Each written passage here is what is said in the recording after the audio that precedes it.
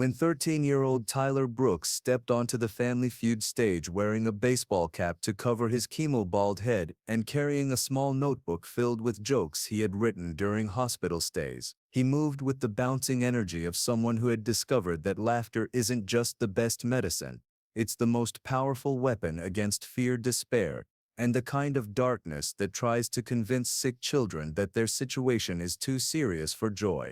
But when he answered, laughter that comes from the darkest places, to a question about what's the best medicine, he began sharing a story that would remind everyone watching that sometimes the funniest people are those who have the most reasons not to laugh, and that hope can be found in the places where it seems most impossible to survive. Tyler walked with the quick, animated movements of someone whose energy had been concentrated, rather than diminished by 2 years of battling leukemia, who had learned that if you're going to spend half your life in hospitals, you might as well make those hospitals better places for everyone who has to be there. There was something immediately compelling about his presence, not because his illness made him inspiring, but because he radiated the kind of irrepressible humor that transforms suffering into strength and fear into the raw material for comedy that heals both the teller and the audience. The Brooks family had made the journey from Seattle, Washington, with a mixture of pride and protective amazement at their son's ability to find humor in circumstances that had tested every assumption they had ever held about fairness, child, and what it means to maintain hope when medical statistics suggest that hope might be unrealistic.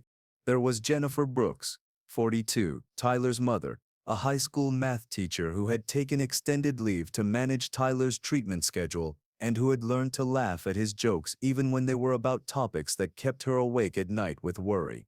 His father, Michael, 45, a software engineer who had watched his son develop comedic timing and material that rivaled professional stand-up comedians, born from experiences that no child should have to endure, but that Tyler had transformed into content that brought joy to other patients, families, and medical staff. Tyler's older sister, Madison, 16, who had become her brother's manager, social media coordinator, and biggest supporter, helping him create YouTube videos and organize hospital performances that had gained a following far beyond their local medical community. The family was joined by Dr. Sarah Martinez, 48, Tyler's pediatric oncologist, who had worked with hundreds of young cancer patients, but had never met anyone who had so completely transformed the atmosphere of an entire treatment ward through humor and positive energy. And Lisa Johnson, 52, the child life specialist at Seattle Children's Hospital, who had helped Tyler develop his comedy as both personal coping mechanism and therapeutic tool for other patients. But it was Tyler himself who commanded attention, not because his illness made him special, but because he had discovered something profound about the relationship between humor and healing, about the power of laughter to create light in places where darkness seems absolute, about the way comedy can transform the experience of suffering for both the person in pain and everyone who witnesses their choice to find joy anyway. Tyler's journey with leukemia had begun 2 years earlier when routine blood work during a sports physical had revealed abnormal white blood cell counts that led to a diagnosis no family ever wants to hear. At 11 years old, Tyler had gone from being a healthy, active kid to being a pediatric cancer patient facing years of chemotherapy, radiation, hospital stays, and the constant uncertainty that defines life with a potentially terminal illness. The first months of treatment had been devastating for the entire family. Tyler had experienced the typical side effects of childhood cancer treatment: extreme fatigue, nausea, hair loss, compromised immune system, and the emotional trauma of being forced into a medical world that felt completely foreign and terrifying. The family had struggled to maintain any sense of normalcy while managing treatment schedules, side effects, and the grief that comes with watching a child suffer through procedures and medications that are necessary, but brutal. The turning point had come during one of Tyler's longest hospital stays, when he had been sharing a room with another young cancer patient who had been crying from pain and fear. Instead of wallowing in his own discomfort, Tyler had started making jokes, silly observations about hospital food, imitations of the way different doctors walked, funny voices for the various machines that beeped and hummed throughout the night. His roommate had started laughing, and within an hour, their room had become the center of attention for the entire pediatric ward. Nurses had started finding excuses to visit their room. Other patients had asked to hear Tyler's jokes. Parents had gathered in the hallway, listening to their children laugh in ways they hadn't heard since before diagnosis. Tyler had discovered that he had a natural gift for comedy, but more importantly, he had realized that humor could be a form of service. Every joke he told, every silly voice he created, every absurd observation he made about hospital life was a small gift he could give to people who desperately needed reasons to smile. The hospital staff had encouraged Tyler to develop his comedy as part of his treatment plan. Child life specialists had helped him understand how humor could be used therapeutically, both for his own emotional healing and as a way to support other patients and families. Tyler had begun writing jokes in a notebook, developing characters and routines that specifically addressed the fears and frustrations of pediatric cancer patients. His YouTube channel, Chemo Comedy Club, had started as a small project to share jokes with other kids in treatment, but had grown into a platform that reached thousands of young patients, families, and medical professionals around the world. Tyler's videos combined genuine humor with honest discussion about the realities of childhood cancer, creating content that was both entertaining and educationally valuable. The hospital performances had become a regular part of Tyler's treatment routine. During his stronger days, he would do short comedy sets in the playroom, creating material that helped other kids laugh about things that had previously only made them cry. His jokes about losing hair, dealing with IV lines, and the peculiarities of hospital life had helped normalize experiences that often left children feeling isolated and afraid. But Tyler's comedy wasn't just about making light of serious situations. He had developed a sophisticated understanding of how humor could be used to process trauma, build resilience, and create connections between people who were facing similar challenges. His jokes often carried deeper messages about courage, friendship, and the importance of finding joy even in the most difficult circumstances. The decision to apply for Family Feud had been Madison's suggestion, born from her belief that Tyler's approach to handling illness could inspire other families and demonstrate that serious medical conditions didn't have to eliminate joy, laughter, or hope from children's lives. Tyler had been enthusiastic about the opportunity, understanding that television could introduce his comedy and his philosophy about healing to audiences who might never otherwise encounter pediatric cancer patients as anything other than objects of pity or inspiration. Steve Harvey had been briefed about Tyler's background during rehearsal, but meeting him in person revealed layers of wisdom and comedic talent that couldn't be captured in a production note.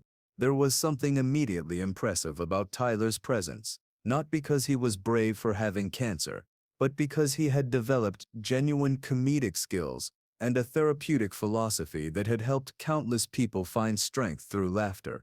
Tyler, Steve had said during the family introductions, speaking with the respect due to any professional entertainer, "I understand you're a comedian. Tell us about your comedy." "I do stand-up comedy for kids who are dealing with cancer and other serious illnesses," Tyler had replied, his voice carrying the confidence of someone who had performed for audiences ranging from 5-year-olds to medical professionals. "I write jokes about hospital life, treatment experiences, and all the weird stuff that happens when you're a kid with cancer." "That's incredible," Steve had said, genuinely impressed. "What made you interested in comedy?" "Personal experience," Tyler had replied with a grin that suggested there was much more to his story. "I've been dealing with leukemia for 2 years, and I discovered that making people laugh makes me feel better than any medicine the doctors give me. Plus, if you're going to be bald, you might as well have good material about it." The audience had laughed appreciatively, immediately recognizing Tyler's natural comedic timing and his ability to find humor in circumstances that most people would consider purely tragic.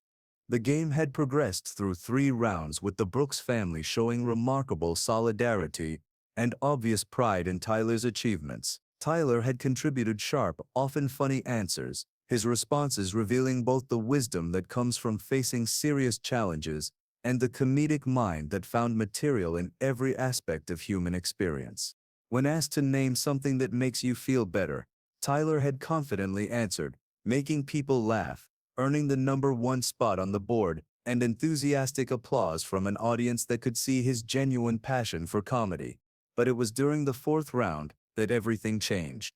The question touched the heart of healing and hope. What's the best medicine? The competing family had just missed their opportunity to control the board, and it was the Brooks family's chance to steal. Jennifer had given the first answer, love, which had earned a solid spot on the board. Michael had followed with time, another respectable response that reflected understanding of how healing often requires patience and persistence. Now it was Tyler's turn. He stepped forward to the podium, and for a moment he adjusted his baseball cap and looked thoughtful, not uncertain but gathering himself to express something that touched the core of his experience as both a cancer patient and a comedian, the truth that had sustained him through 2 years of treatment and had become his mission for helping others.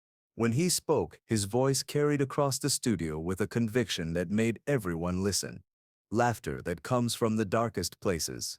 The words hung in the air with a weight that seemed to transform the entire studio's understanding of what healing could mean. The audience fell quiet, sensing that this wasn't just a clever answer but a deeply personal philosophy shared by someone who had tested it under the most challenging circumstances. Steve's expression changed immediately. The entertainer's smile, the quick wit, the practiced responses, all of it fell away as he processed what Tyler had just said and began to understand the profound wisdom it represented. "Tyler," Steve said softly, setting down his cards and approaching him. "That's powerful. Can you help us understand what you mean by that?"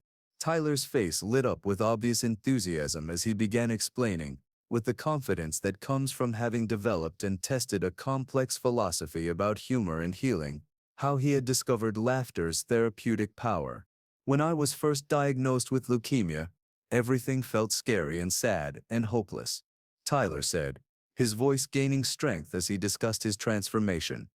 "I was in the hospital all the time. I felt sick from chemotherapy. I lost all my hair, and I thought my life was basically over." The studio was completely quiet now, everyone understanding that they were hearing from someone who had faced life-threatening illness with remarkable maturity and had emerged with insights that could benefit anyone dealing with difficult circumstances. "But then I realized something cool," Tyler continued, his expression becoming more animated. "The darker and scarier things got, the funnier they also became. Like losing your hair is sad, but it's also kind of hilarious when you wake up and your pillow looks like a chia pet exploded."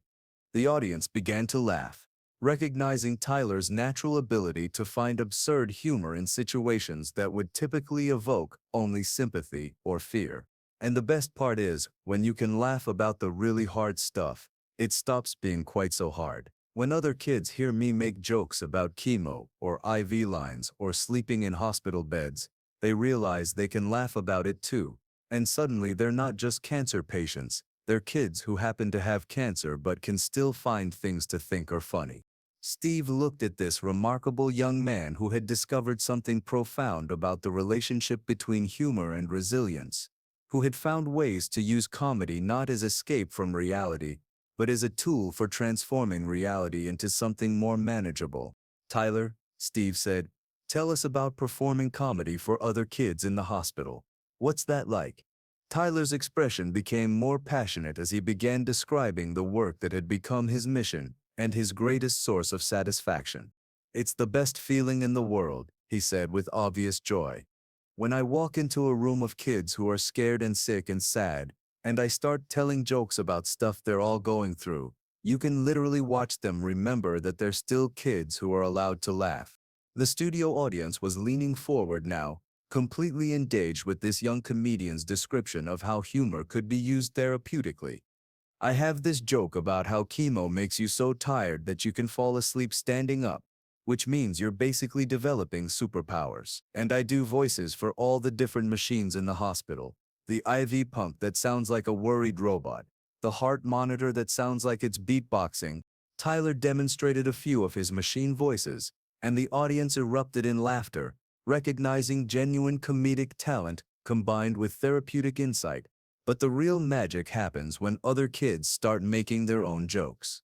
When they realize they can turn their scary experiences into funny stories, they get their power back. They're not just things that are happening to them. They're comedians who have really unique material. Behind the scenes, Steve made a decision that defied every producer's expectation. Tyler, Steve said, I want everyone in this studio to understand what we just heard. You didn't just cope with cancer, you transformed cancer into comedy that heals both yourself and other people. The audience began to react, not with pity for his illness or amazement at his attitude, but with genuine respect and recognition for someone who had developed innovative approaches to therapeutic humor and had used his own challenges to help others. But Steve wasn't finished. Tyler, he said, would you be willing to share some of your comedy with us? I think everyone here could use some of the kind of laughter that comes from the darkest places. Tyler's eyes widened with excitement. You want me to do stand-up on Family Feud? I want you to show everyone what healing laughter looks like, Steve replied. For the next 5 minutes, Tyler performed a short set of his hospital comedy, including jokes about the strange fashion choices that come with medical gowns, the way hospital food seems designed to make you appreciate home cooking, and the peculiar social dynamics of sharing rooms with other patients. His material was genuinely funny, not inspiring or tragic, but legitimately comedic content that happened to emerge from experiences with serious illness. The audience laughed, not out of sympathy but out of genuine appreciation for Tyler's comedic timing, observational skills, and ability to find absurd humor in situations most people would consider purely serious. When Tyler finished his set, the applause was sustained and enthusiastic, the kind of response given to genuine entertainment rather than charitable recognition. Steve then did something unprecedented. He reached into his jacket pocket and pulled out his own microphone, the professional microphone he used for performances, his most essential tool as an entertainer. Tyler, Steve said, approaching him with the gravity of someone recognizing genuine professional talent. This microphone has been with me for every important performance of my career. It represents the power of laughter to connect people, to heal wounds, to create joy where none existed before. He placed the microphone gently in Tyler's hands. But I want you to have it, because you've shown me that the most powerful comedy doesn't come from people who have easy lives. It comes from people who can find humor in the hardest experiences and use that humor to help others. Tyler accepted the microphone with obvious emotion, understanding both the symbolic weight of the gesture and the recognition it represented. But I want to do something else, Steve continued. He began removing his suit jacket, the same navy blue jacket he wore for every taping. Tyler, Steve said, draping the jacket carefully around the young comedian's shoulders. You're not just fighting cancer, you're defeating sadness. You're not just surviving treatment, you're transforming treatment into material that helps other kids survive too.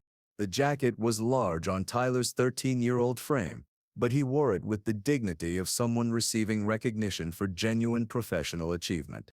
This jacket has been with me for every show I've hosted this season, Steve continued. But today it belongs to someone who has taught me that real comedians don't just make people laugh. They make people laugh when laughter seems impossible. Tyler looked down at the jacket, then at Steve, overwhelmed by the recognition and the validation that the gesture represented. Steve, he said, his voice thick with emotion but still carrying his natural comedic timing. This is the best thing that's happened to me since I found out my chemo was working. And that's saying something, because finding out chemo is working is like winning the lottery, except instead of money you get to keep living. The audience erupted in laughter and applause, recognizing Tyler's ability to find humor even in his response to receiving recognition for his humor. Steve looked at this extraordinary young man, who had transformed potentially terminal illness into a platform for helping others find strength through laughter. Tyler, Steve said, you've shown me that the best medicine isn't just laughter, it's the courage to find laughter in places where most people would only find tears. He turned to address the entire studio, including the millions of viewers who would watch this moment. Ladies and gentlemen, Tyler Brooks represents something beautiful about human resilience and the power of humor to heal, the ability to transform our worst experiences into our greatest sources of strength. the understanding that laughter can be the most powerful medicine when it comes from people who have real reasons to cry. The audience erupted in sustained applause, but this time it felt more like recognition of genuine comedic talent and therapeutic innovation than a game show moment. Acknowledgement of work that was changing lives and transforming how people experienced serious illness. As the cameras stopped rolling and the audience began to file out, something remarkable happened. Person after person approached Tyler, not to express sympathy for his cancer or amazement at his attitude, but to thank him for his comedy, to share their own experiences with serious illness, to ask about resources for using humor in medical settings. One elderly woman approached with tears of laughter in her eyes. "Tyler," she said, "my husband is going through cancer treatment, and he's been so depressed about losing his hair. I can't wait to share your Chia Pet joke with him. You've reminded us that we're allowed to laugh about this." 6 months later, the episode aired exactly as it happened, with resources provided for viewers seeking information about therapeutic humor and pediatric cancer support. The response was immediate and transformative. Hospitals across the country began incorporating humor therapy into their pediatric treatment programs. The episode became a training tool for child life specialists and medical professionals working with seriously ill children. But perhaps the most meaningful response came from young cancer patients and their families who saw in Tyler's story proof that serious illness didn't have to eliminate joy, that laughter could coexist with treatment, that children could maintain their sense of humor and personality even while facing life-threatening conditions. Tyler returned to Seattle with renewed confidence and expanded opportunities to share his therapeutic comedy. Steve's gesture had given him not just material recognition, but symbolic validation that his approach to handling illness was valuable and worthy of professional respect. He kept Steve's microphone as his primary tool for hospital performances, and the jacket became the blazer he wore to speaking engagements where he taught medical professionals about incorporating humor into treatment environments. The Brooks family became advocates for comprehensive pediatric cancer care that addressed not just medical needs, but emotional, social, and psychological needs as well. Their example inspired other families to find ways to maintain joy and normalcy during treatment periods. Steve Harvey said in later interviews that meeting Tyler changed his understanding of comedy, healing, and what it means to find strength in humor. "He taught me that the funniest people aren't the ones who have easy lives," Steve said. "They're the ones who can find something to laugh about even when everything seems like it should be tragic." The lesson that day wasn't about overcoming illness or inspiring others through positive attitude. Though Tyler had accomplished both, it was about the truth that laughter is indeed powerful medicine when it emerges from authentic experience, when it acknowledges rather than denies difficulty, and when it's used to help others find strength in circumstances that initially seem to offer only reasons for despair. Tyler Brooks proved that serious illness doesn't have to eliminate humor from children's lives, that comedy can be a form of therapy that benefits both the comedian and the audience, and that sometimes the most healing laughter comes from the people who have faced the darkest circumstances and refuse to let those circumstances extinguish their light. And Steve Harvey learned that sometimes the most powerful moments in television happen when you witness someone who has taken their greatest challenge and transformed it into their greatest gift, who has proven that there is no situation so serious that it cannot be improved by finding something, anything to laugh about, even if that laughter comes from the darkest places and shines brightest when everything else seems hopeless.